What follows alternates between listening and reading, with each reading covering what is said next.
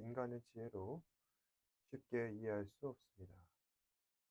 하나님께서는 우리가 원하고 바라는 대로 순탄하게 모든 일들을 이루실 때도 있지만 어떤 경우는 예기치 못한 방해에 가로막혀서 우리가 진행하는 일들을 지체시키실 때도 있습니다. 특히 하나님께서 직접 명령하시고 가장 기뻐하실 만한 그런 일들을 우리가 하고 있는데 그 일들이 속히 시행되지 않아 이상하다는 생각이 들 때가 있습니다. 사실 이러한 점에 있어서 우리가 전혀 이상하게 생각해서는 안 되는 것은 거기에는 분명히 하나님 관점에서 볼 때 합당할 만한 이유가 있다는 것입니다. 오늘 말씀에 보면은 오랜 기간 중지되었던 예루살렘 성전 건축이 다리오 왕의 조서가 내려짐으로 신속히 재개되는 것을 볼 수가 있습니다. 예루살렘 성전 건축은 고레스 왕 1년, 그러니까 주전 536년에 개시되었고, 오늘 말씀에 나오는 다리오 왕 2년인 주전 520년에 재개되었으니 성전 건축은 대략 약 16년간 지체되었다고 볼 수 있습니다. 16년이나 성전 건축이 지체되었다. 예루살렘 성전이 과연 그렇게 짓기 어려운 건물이었을까요? 사실 그런 것도 아닌 것이 중지되었던 이 성전 건축은 주전 520년에 재개되어서 주전 516년에 완공되었다고 하니 건축하는 데 걸리는 시간이 4년 정도밖에 되지 않는 것입니다. 4년이면 걸릴 성전을 16년 동안이나 지체되었다니 도무지 이해가 되지 않습니다. 어째서 4년 걸릴 건축물이 6년이나 지체되게 된 것일까요? 어, 에스라 4장 1절에서 2절 보시면은 그 배경이 다음과 같이 나옵니다. 사로잡혔던 자들의 자손이 이스라엘의 하나님 여호와의 성전을 건축한 다음을 유다와 베냐민의 대적이 듣고 스룹바벨과 종장들에게 나와 이르되 우리도 너희와 함께 건축하게 하자. 우리도 너희 같이 너희 하나님을 찾노라. 아스로 왕 에살핫돈이 우리를 이리로 오게 한 날로부터 우리가 하나님께 제사를 드리노라 하니. 1절에 나오는 사로잡혔던 자들의 자손들이란 지금 예루살렘으로 돌아온 유대인포로 1세대를 말하는 것입니다. 그러면 이 하반절에 유다와 베냐민의 대적이란 어떤 사람들을 지칭하는 것일까요? 2절 하반절에 보시면 아스루 왕 에살핫돈이 우리를 이리로 오게 한 날부터 우리가 하나님께 제사를 드리노라. 그러니까 아스루 에살핫돈 왕에 의하여서 강제로 옮겨갔던 사람들, 과거 북이스라엘의 유민들을 말하는 것입니다. 그러니까 이 북이스라엘을 멸망시킨 아스루는 북이스라엘에 있던 사람들을 일부를 강제로 이주시켜서 그들의 반란에 미연에 방지하고자 또 그 남아있던 사람들은 아스루 여인들과 혼인을 시켜서 그 피를 섞이게 함으로 이스라엘 민족 정체성을 말살시키려 했던 것입니다. 그래서 아수르에 영원히 저항하지 못하도록 방지했다는 것이죠. 그 결과 아수르 사람들과 통혼하였던 이스라엘 백성들은 결국 하나님의 백성으로서의 정체성을 상실한 채 이방신을 섬기고 이방 사람들 풍습대로 지금껏 살아왔던 것입니다. 그래왔던 사람들이 갑자기 찾아와서 우리도 하나님을 찾으러 왔다며 예루살렘 성전을 함께 짓자는 것입니다. 물론 이 사람들이 과거에 자신들이 잘못했던 것들을 회개하고 더 이상 이방 신들을 섬기지 않은 채 순수하게 하나님을 섬기겠다면은 받아줄 수 있습니다. 하지만 이후에 북이스라엘 유민들의 그러한 본성들이 드러나는 대목들이 있는데 4절에 보면은 이로부터 그 땅 백성이 유다 백성의 손을 약하게 하여 그 건축을 방해하였다 했습니다. 그러니까 성전을 건축하는 지도자 스룹바벨과 예수아와 그리고 이스라엘의 족장들이 다 함께 성전 건축을 돕겠다고 하는 이스라엘 유민들을 거절하게 되자 그 마음에 앙심을 품고 성전 건축을 방해하려 하는 것입니다. 그래서 에스라 4장 5절에 보시면은 바사왕 고레스의 시대부터 바사왕 다리오가 즉위할 때까지 관리들에게 뇌물을 주어 그 계획을 막았으며, 그렇게 이 북이스라엘 유민들은 성전 건축을 방해한 시작한 이 바사왕 고레스 때로부터 다리오 왕 그때까지 16년 동안이나 끈질기게 이 성전 재건을 방해하여 오게 되었습니다. 그러면 이 북이스라엘 유민들은 어떻게 성전 건축을 방해하였던 것일까요? 5절에 보면은 바사왕 고레스 시대부터 바사왕 다리오가 즉위할 때까지 관리들에게 뇌물을 주어 그 계획을 막았어요. 그러니까 고레스 왕 때는 관리들에게 뇌물을 줘서 성전 건축을 방해해 왔었고, 4장 6절에 보시면은 또 아하수에로가 즉위할 때에 그들이 글을 올려 유다와 예루살렘 주민을 고발하니라. 그러니까 고레스 다음 왕인 아하수에로 왕 때에는 자신들이 매수한 관리들을 통하여서 상소문을 올려 예루살렘 재건 세력들을 고발하였다는 것입니다. 그럼 그 내용은 과연 어떤 내용인가? 간략하게 정리를 하면은, 지금 유대인들이 폐역하고 악한 성읍을 건축하려는데 이제 이미 그 기초를 짓고 성곽을 세우려고 합니다. 만약에 이 예루살렘 성이 완공된다면 다시는 조공과 관세와 동행세를 바치지 않을 것이 분명합니다. 또 과거의 역사를 보면은 이곳 사람들은 왕들을 반역하는 일들이 잦았다고 합니다. 그러니 예루살렘 재건을 중단하소서 하는 내용이었습니다. 아하스웨로 왕은 이 자신의 선대 왕들이 했던 일들을 다 알지 못하니 신하들을 시켜서 예루살렘 성전 재건을 잠시 중단하라 명령합니다. 그리고 북이스라엘 유민들이 매수하였던 이 관리들은 예루살렘 재건 중단을 명령한 왕의 조서를 근거로 공사를 무기한 멈추게 합니다. 그렇게 예루살렘 재건은 다리오 2년까지 재건이 중단되는데, 이처럼 오랜 기간 예루살렘 공사가 중단되다 보니 예루살렘은 아마도 을씨년스럽고 황폐화되었을 것입니다. 하지만 언제까지 예루살렘을 이처럼 황폐화된 모습으로 내버려 둘 수는 없으니 하나님께서는 선지자 학개와 스가랴를 통하여서 유다 백성들에게 예언의 말씀을 전하십니다. 밖에서 1장 4절에서 5절 보시면은 이 성전이 황폐할 것을 너희가 이때 판벽한 집에 거주하는 것이 옳으냐. 그러므로 이제 만군의 여호와가 이같이 말하노니 너희는 너희의 행위를 살필지다. 그러니까 당시 유대인들은 예루살렘에 도라는 왔지만 성전 건축에 대해서는 조금도 노력도 하지 않은 채 자기들의 집을 먼저 지었고, 이처럼 자기들끼리만 잘 먹고 잘 살고 있었다는 것입니다. 그래서 하나님께서는 학개 선지자를 통해 경고의 메시지를 전하시면서 얼른 회개하고 돌이키라 말씀하시는 겁니다.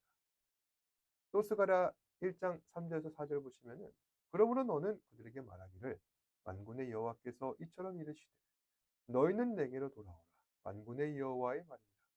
그리하면 내가 너희에게로 돌아가리라 만군의 여호와의 말이니라. 너희 조상들을 본받지 말라. 옛적 선지자들이 그들에게 외쳐 이르되 만군의 여호와께서 이같이 말씀하시기 너희가 악한 행위를 떠나서 돌아오라 하셨다 하나 그들이 듣지 아니하고 내게 귀 기울이지 아니하였느니라. 여호와의 말이니라. 정리하자면은 지금의 유대인들은 자신들의 족장들을 따라 고향으로 돌아오기는 하였지만 그들 안에서는 간절한 마음이 없다는 것입니다. 그러니까 이 사람들은 예루살렘에 돌아오기는 왔는데 자신들의 의지로 돌아오지 않았다는 것이죠. 그러다 보니 그들 안에서 간절함이 없었다는 것입니다. 간절함이 없다 보니 어떻습니까? 모든 것을 수동적으로 하게 되고 자신들의 조상들이 하던 대로 하게 되는 것입니다. 하나님께서는 그거를 악한 행위라 하십니다. 그리고 그렇게 악한 행위라는 것은 물론 죄를 지은 것도 포함되긴 하지만 하나님 앞에서 모든 것을 피상적인 행위로 하고 습관적으로 하는 것. 그 마음은 진심이 없고 껍데기뿐인 신앙생활을 하고 있는 것을 바로 악한 행위라고 말씀하시는 것입니다. 만약에 이러한 상태로 예루살렘 성전을 재건하고 예배를 드리고 그렇게 하면은 또 나중에 똑같이 자기 조상들처럼 하게 됩니다. 그 마음에 진심은 없는데 건물을 세우고 형식적인 예배를 드리는 거죠.